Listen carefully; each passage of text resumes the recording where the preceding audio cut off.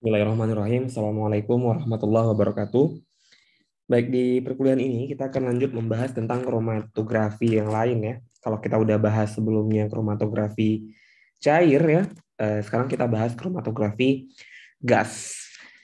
Nah, dari namanya sudah kelihatan ya bahwa kromatografi ini akan menggunakan gas sebagai eluennya. Nah, jadi gas chromatography is one of the most versatile ya and ubiquitous analytical technique in the laboratory. Emang dia adalah uh, kromatografi yang umumnya digunakan hari ini lebih banyak pakai ini karena memang mudah dan cepat karena gas kan proses distribusinya lebih cepat, maka proses analisisnya juga lebih cepat dibanding cairan ya gitu.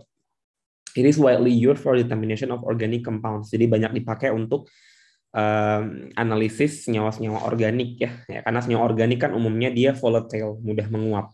Jadi mostly used in gas chromatography.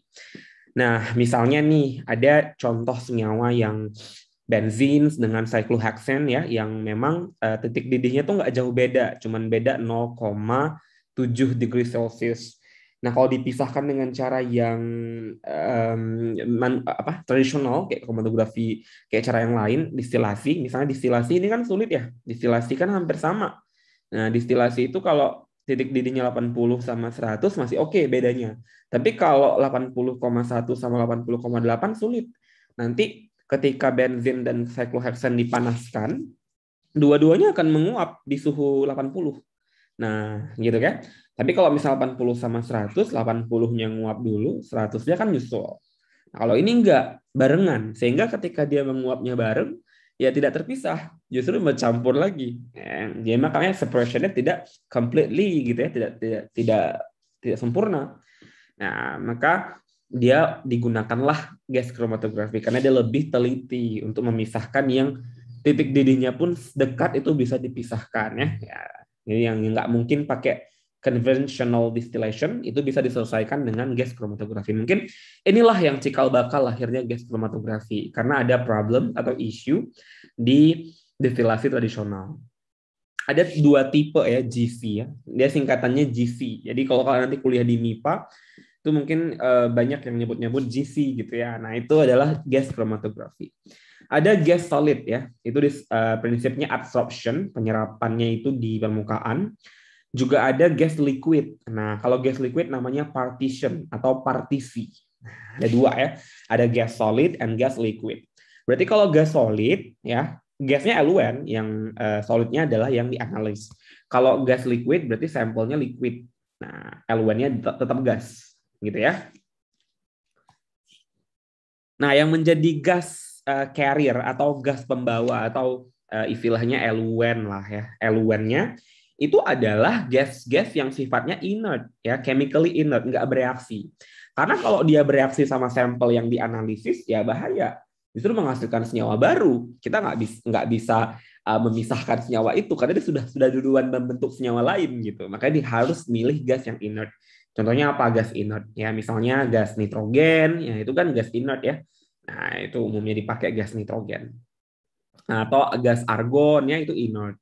Atau hidrogen juga bisa digunakan. Nah, hidrogen pada kondisi tertentu dia inert ya, hidrogen. Atau H2 bisa juga dipakai sebagai eluen atau carrier gas system dari apa namanya kromatografi gas gitu ya. Alright. Ini adalah bentuk dari apa namanya ya, bentuk dari sistem kromatografi gas. Jadi di sini ada awalnya kita punya gas carrier yang tadi gas, boleh di sini diisi sama argon, boleh nitrogen ya, boleh hidrogen gitu ya. Nah, di sini kemudian dialirkan gitu ya, dialirkan ya melalui reference site. Nah, di sini masuk kemari dia. Nanti ada detektor. Nah, detektor nanti dia masuk lagi ke bawah, nanti dia di sinilah diinjection. Jadi gasnya udah duluan masuk kemari, kemudian detektor ngedetek dia adalah apa namanya? Adalah gas pembawa atau carrier gas. Kemudian nanti kita bisa inject sampel di sini, injection port. Nah, nanti nyampur sama sampel kan, ketika nyampur dibawalah sampel sama gas carrier ini, dibawa, muter-muterin kolomnya. Ini kolomnya nih, thermostated heaters. Jadi jadi emang ada pembakar ya, yang thermostated ya, tahan panas dia memang, kemudian dibakar di sini, terpisahlah dia. Terus dibawa ke detektor lagi. Nah, ini kolomnya dipisahin, bawa kemari lagi, baru nanti akhirnya sampling site keluar, baru di flow meter, kemudian dikeluarkan sisanya. Nah, inilah di si detektornya dia mulai diolah jadi read out sebagai data, munculnya kolom-kolom peak kayak gini. Jadi hampir sama kayak kromatografi cair juga, ada peak-peaknya kan. Cuman di sini dia udah langsung pakai dari komputer, kita bisa langsung lihat peak yang ditimbulkan oleh kromatografi gas ini, gitu ya. Ini alatnya. Oke, ini yang modernnya. Kemudian prinsipnya gimana prosesnya? Tadi sudah saya jelasin ya, sudah saya jelasin di sana. The sample is repeatedly injected ya, kemudian melalui searing ya, terus spectrum yang tadi sudah saya jelasin. Kemudian the injected sample first goes into the inlet atau inlet linear. Nah, dia pertama kan masih di fase linear ini kan. Yang ini kan linear, belum berputar-putar berkelok-kelok kayak yang di bawah ini. Nah, kemudian baru dia dan carrier gas akan membawa dia ke kolom. Makanya akhirnya yang membawa si gas, sampel tadi kan masuk kemari dia, terus bisa putar-putar di kolom yang putar-putar ini, itu dibawa sama carrier gas. Nah, itu ya dari port yang ini. Kemudian the sample injection port, column, and detector are heated to temperatures at which the sample has vapor pressure at least. Nah, jadi tekanan digunakan tuh 10 torr. Ya, besar ya. Usually about 50 degrees Celsius above. Ya, suhunya bisa di atas 50 derajat Celsius. Kemudian for packet columns, liquid sample are, nah kalau pakai yang sampel liquid itu bisa diinjek kecil sekali, bisa 0,1 sampai 10 mikroliter. Kecil ya, 1 mikroliter itu 10 pangkat min 6 liter, jadi kecil sekali memang. Which is kalau sampel gas itu lebih gede, kalau sampel gas 1 sampai 10 mili ya. Sekitaran berapa nih? Berapa liter? 10 min 2 liter ya, paling kecil ya. Berarti kalau liquid tuh lebih kecil lagi jumlahnya bisa, kalau gas lebih gede. Karena kan kalau gas dia itu butuh jumlah yang lebih banyak supaya supaya lebih cepat pergerak. Karena kan gas lebih acak pergerakannya, gitu ya. Alright, separation occurs as the vapor constituent equilibrate between carrier gas and the stationary phase. Jadi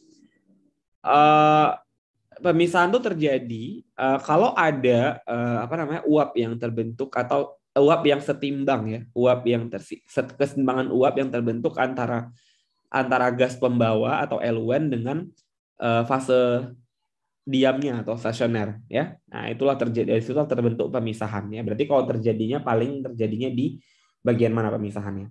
Di sini, di kolom ini, di kolom pack or capillary ini, di sini terjadi pemisahan, gitu ya. Setelah melewati jalan yang berliku-liku ini, gitu ya, terjadi pemisahan. Kemudian a highly dense gas give best efficiency since diffusivity is lower. Jadi kalau gas itu punya densitas yang besar, nah, maka pemisahannya lebih bagus. Gas apa? Maksudnya gas pembawa itu, ya. Kalau gas pembawanya densitasnya lebih gede, maka efisiensinya lebih bagus dibanding yang lebih rendah karena diffusivity-nya lebih rendah gitu. Tapi kalau gas yang punya massa jenis lebih kecil, itu cenderung pemisahannya lebih lambat. Kenapa? Karena misalnya gini ya, kita anggaplah misalnya ada gas yang massa jenisnya itu rho-nya misalnya ada 10 gram sentimeter min 3, sama rho-nya misalnya 1 gram sentimeter min 3. Massa jenis ini kan menandakan massa ya. Jadi kalau sesuatu itu yang massa jenisnya besar, maka massanya juga besar. Jadi kalau rho-nya besar, maka otomatis massanya juga besar. Kenapa? Karena kan rho itu sama dengan M per V kan. Artinya rho atau massa jenis sebanding dengan massa. Berarti kalau massa jenisnya besar, benda itu lebih berat dibanding massa jenisnya yang kecil, ya. Ya, makanya kalau misalnya massa jenisnya kecil, dia akan memiliki kecepatan yang lebih cepat. Kalau kecepatannya lebih cepat, proses pemisahannya kurang efisien. Takutnya belum sempurna terpisah, dia udah jalan aja gitu, terpisah langsung masuk ke packed columns, ke kolom ini, ke capillary. Dia udah menembus yang jalan berliku-liku lebih cepat.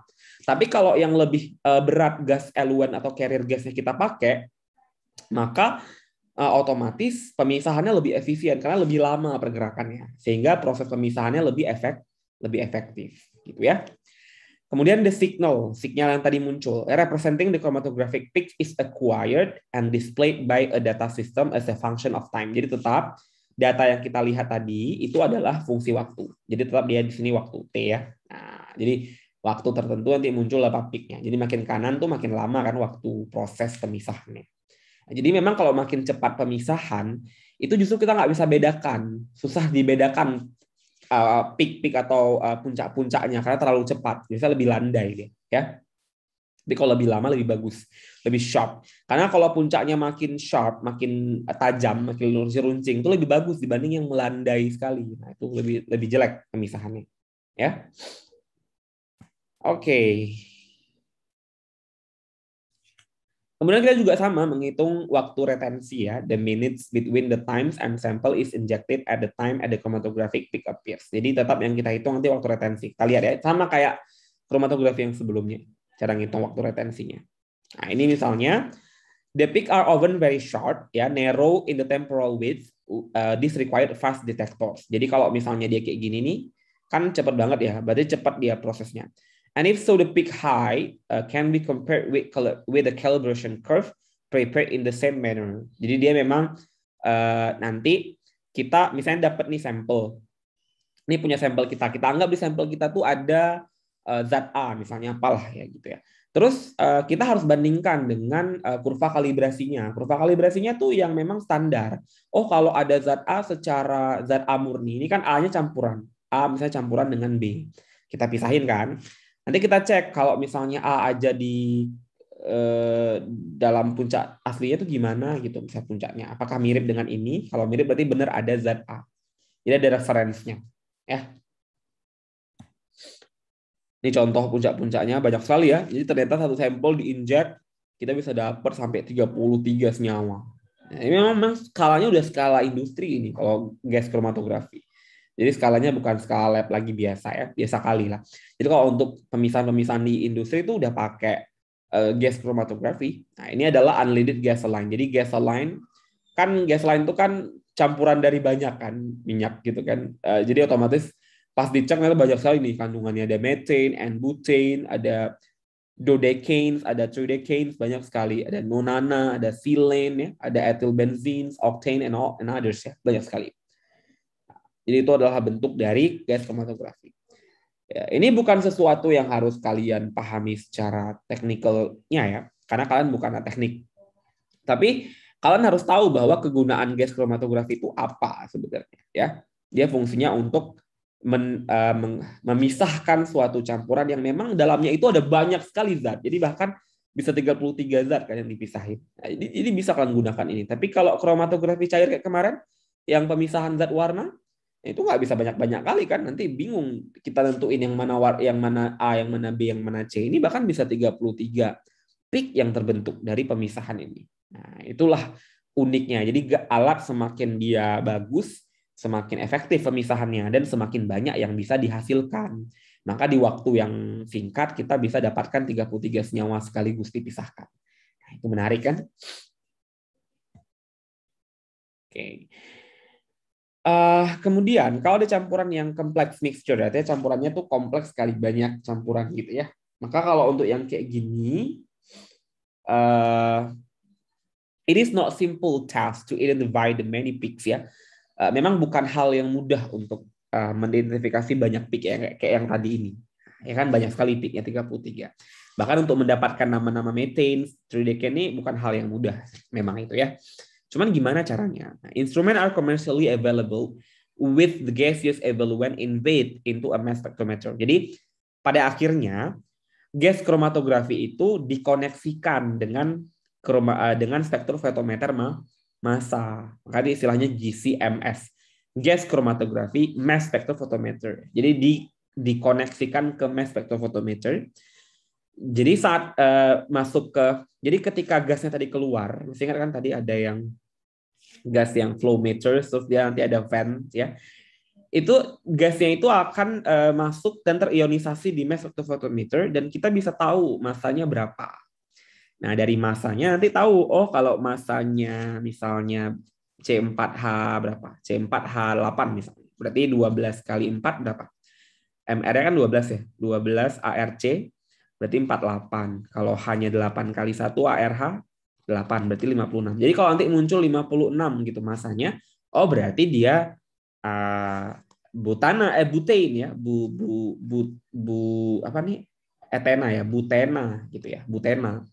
Nah, jadi dibantu oleh MS sehingga untuk melihat puncak-puncak ini pun akhirnya kita minta bantuan sama MS, alat lain yang dikoneksikan ke GC.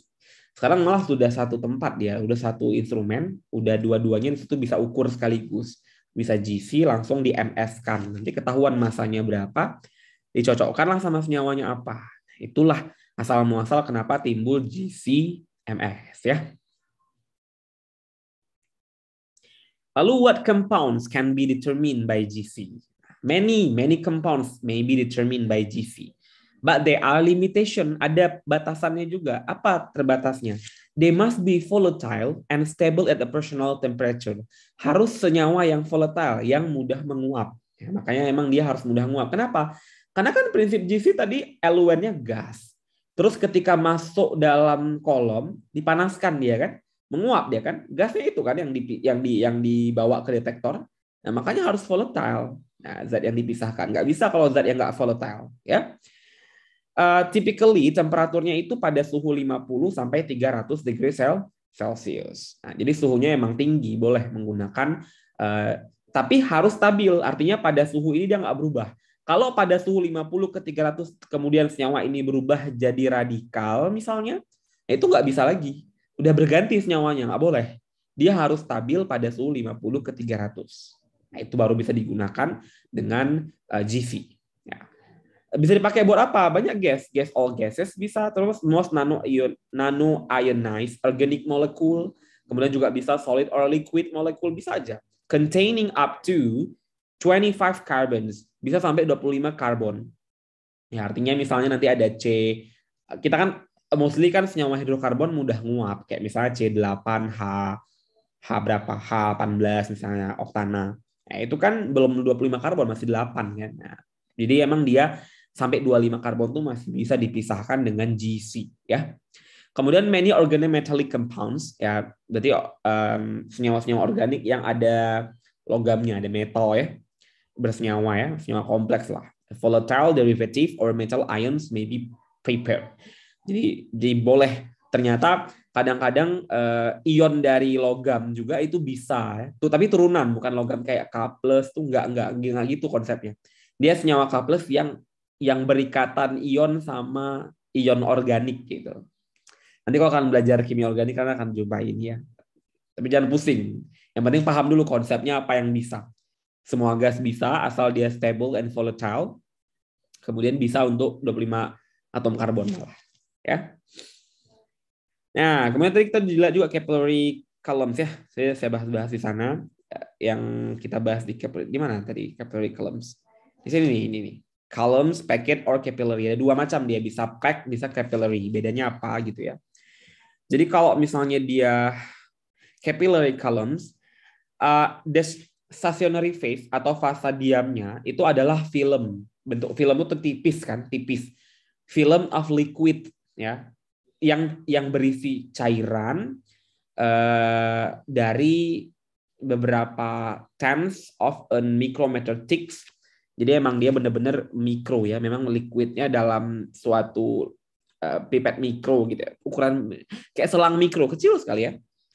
That uniformly coated the interior of a capillary tubing. Emang dia di coat, di luarnya itu kayak ada selaput lah, jadi pada kayak ditutup, dilapisi, dalamnya ada pipa mikro gitu ya. Itu bentuknya memang seperti itu dia. The most significant development in capillary GC occurred in sekian, tahun segini nih ditemukan. Udah lama ya. Capillary column is also called as open tubular columns because of the open flow path through them. Jadi emang dia disebutnya open tubular ya, kolom yang terbuka karena sistemnya tuh kayak flow path gitu. Karena kan benar-benar nggak kepisah tadi kan dari mulai dia itu di yang jalan berliku-liku ini terus dia langsung masuk kemari kan. Jadi emang terbuka sampai ke detektor. Gampang dia jalannya. Makanya open tubular columns ya namanya. Nah, ada juga ada dua tipe ya. Ada well coated open tubular namanya WCOT, ada juga support coated open tubular atau SGOT. Ya, bisa dua model. Nah, kalau well coated columns itu dia dilapisi sama thin layer of liquid stationary phase. Nah, jadi ini ada jadi sampel lewat nih gitu ya, sampel lewat dalam ini lewat ini sampel ya, sampel. Di luar ini pembungkusnya adalah fase diam. Nah, jadi sampelnya emang melalui fase diam itu.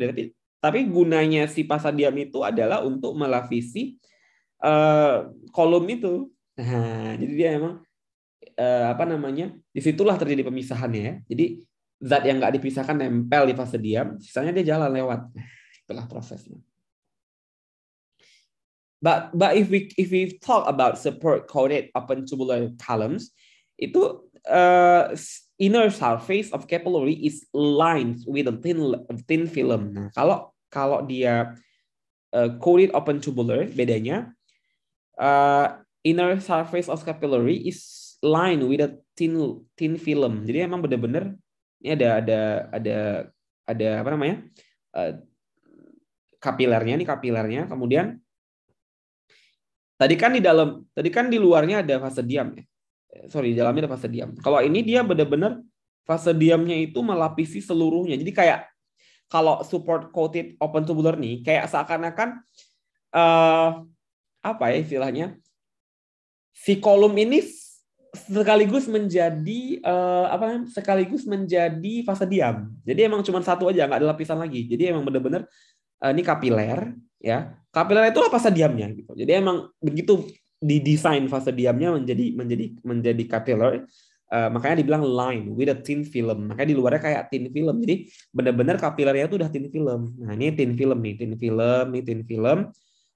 Itulah yang jadi support sistem fase diamnya gitu. Makanya di situ langsung liquid. Ya, memang majorly kalau di sini dipakainya cairan ya, cairan itu akan teradsorb di thin layer ini gitu. Jadi kalau support SGOT itu umum digunakan untuk yang liquid ya, liquid. Tapi kalau misalnya well coated umum digunakan untuk gas. Itu bedanya. Nah, kalau pack columns beda lagi, dia modern. Nah, dia udah fabricated ya dari glass, all metal tubing, pakai metal dia, logam. They are typically 2 to 3 meters long, panjangnya 2 sampai 3 meters, and diameternya 2 sampai 4 mm. Kecil sekali ya, memang mikro, memang kolom itu memang kecil ya. Apa tujuan kolom itu kecil? Supaya pemisahannya lambat. Nah, karena kalau kolomnya terlalu besar, proses pemisahannya akan lebih tidak efektif, karena terlalu cepat dia bergerak. Maka dibuatlah kolom itu kecil, supaya orang kalau jalan, kayak orang kan kalau misal jalannya besar, dia cenderung random kan jalannya.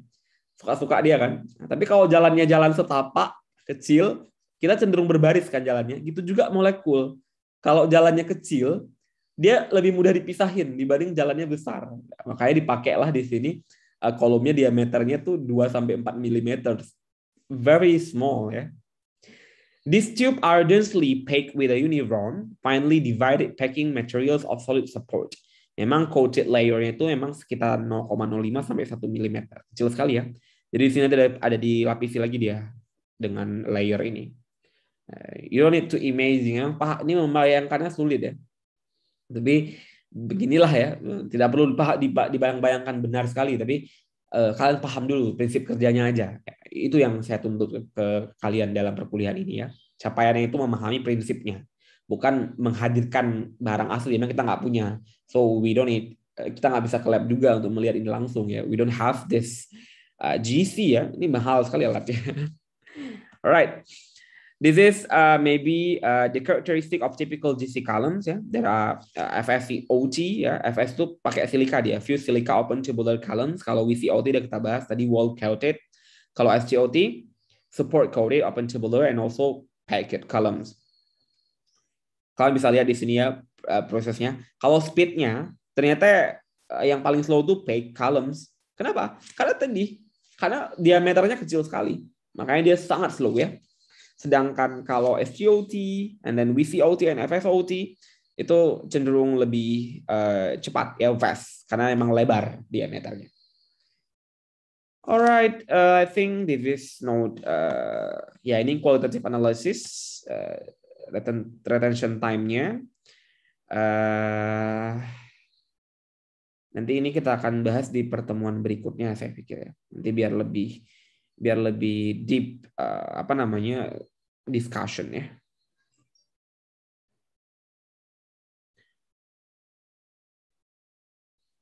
Oke. Ini boleh dibaca-baca dulu, saya share PPT-nya.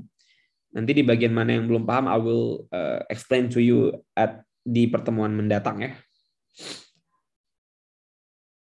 Ini ada contoh juga, kemudian ada soal, ini modelnya. Kemudian, ini bukan soal, maaf, ini cara analisisnya pakai kurva kalibrasi dia. Kemudian ini adalah soal ya. Nanti boleh diskusikan soal ini kalau emang bisa langsung dikerjain. Tapi kalau nggak bisa ya tunggu aja pertemuan berikutnya kita akan bahas. This is also the questions. Ya ada 2 pertanyaan. Oke, itu dulu untuk pertemuan ini. Sisanya silahkan belajar mandiri untuk dari ini ya, belajar mandiri dari sini ya. Qualitative analysis, kemudian lanjut quantitative analysis. Oke. Saya pikir itu dulu untuk pertemuan ini. For all the questions, silahkan put your question on the column chat ya. Kemudian kalau ada yang belum paham, silahkan diulang-ulang di video ini. Silahkan baca referensi ya. Saya menganjurkan untuk baca referensi supaya lebih ada self study ya. That's all. Terima kasih. Saya akhiri presentasi ini. Assalamualaikum warahmatullahi wabarakatuh.